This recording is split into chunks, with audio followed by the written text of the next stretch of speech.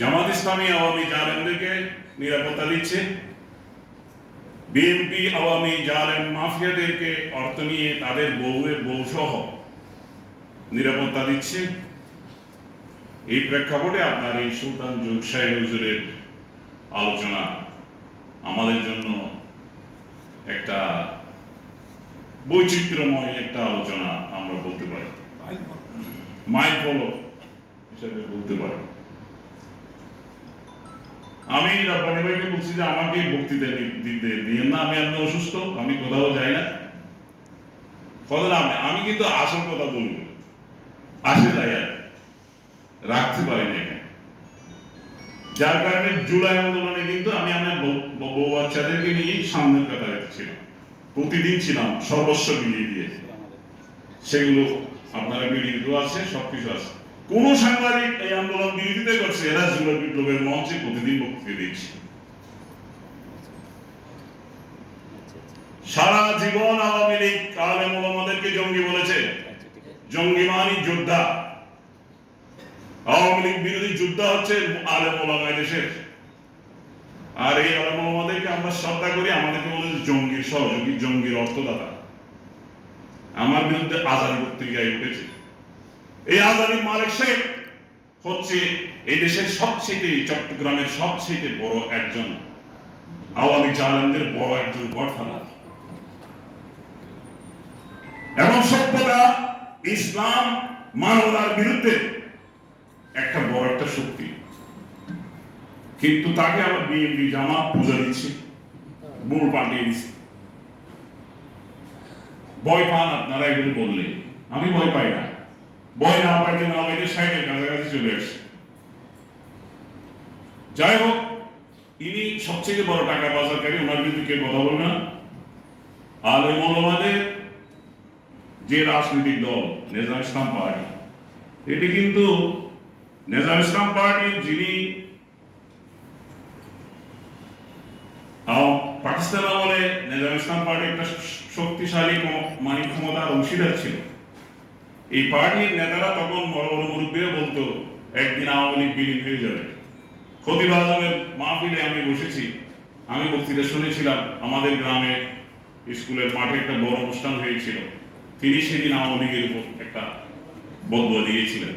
এই বদুয়া অনেক বছর পরে আমাদের দেশে ছড়িয়ে দেয়। এই আলেমদের কাছে আমি অনুরোধ করবো, কোনো হ্যাকমত নাই, সত্যের পক্ষে কোনো হ্যাকমত নাই।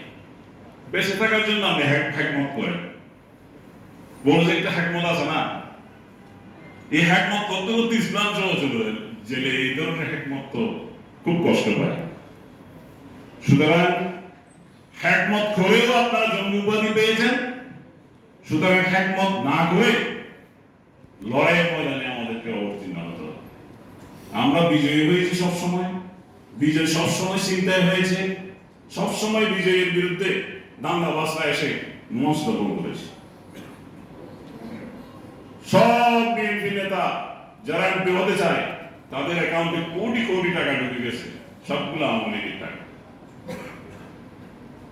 এই কথা কেউ বলবে না।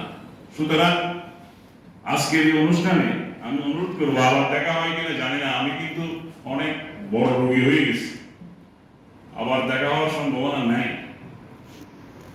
বলে যাচ্ছি যে চট্টগ্রামে পূজা দেওয়া বন্ধ করতে হবে, আওয়ামী জালেমদের নিরাপত্তা দেওয়া বন্ধ করতে হবে। যেভাবে দিচ্ছেন 2 মাসের মধ্যে আপনারা আবার মাইক খাওয়া শুরু হবে।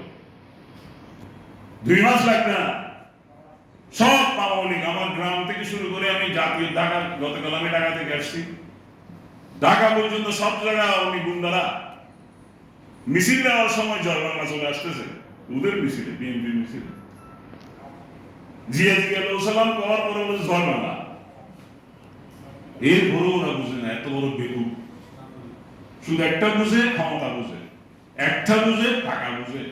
সেই নেজাম ইসলাম পার্টিকে অনুরোধ করবো, আজকের অনুষ্ঠানে অনেক মাশাআল্লাহ উপস্থিত হয়েছে। আমরা শুরু থেকে ছিলাম, আওয়ামী লীগের আমল ছিলাম, রব্বানী ভাই যখন ডাকে তখন আসি, 10 জন হলেও আসছি, একবার 7 না 8 জন ছিল আওয়ামী লীগের আমলে প্রেস ক্লাব বিদ্যালয়, তখনও আসছি, তখনও বক্তব্য রাখছি, বক্তৃতা দিলেও আসি, না দিলেও আসি।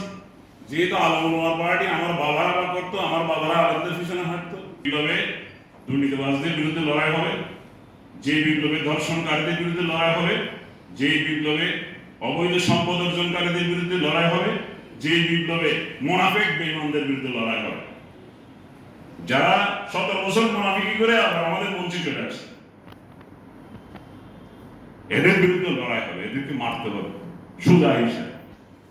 হয় মারবেন নইলে মরবেন, ফাইক তুলু না ওয়াইক তালু।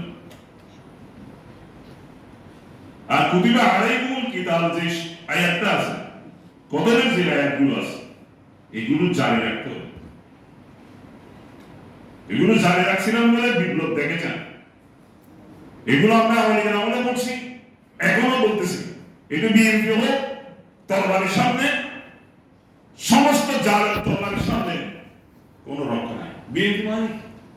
বিএনপি মানে বিপদগামী,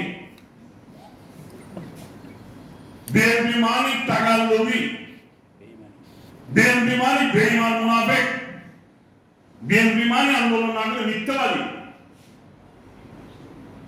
সর্বস্তরে বিএনপির সাথে সম্পর্ক ছেদ করতে হবে, বড় লোকদের সাথে সম্পর্ক করতে হবে, না হলে এই জাতি, ইসলাম, আমাদের ধর্ম, আমাদের সভ্যতা প্রশ্নে এবং কঠিন পরিস্থিতির মুখোমুখি পড়বে। এইবার যদি পরাজিত হন, সীমান্ত থাকবে না। এবার যদি পরাজিত হন, দাঁড়িয়ে আর টুপি থাকবে না। এবার যদি পরাজিত হন, সংসার থাকবে। এবার যদি পরাজিত হন, অনেক ক্ষতি হয়ে যাবে, অনেক ক্ষতি হয়ে যাবে।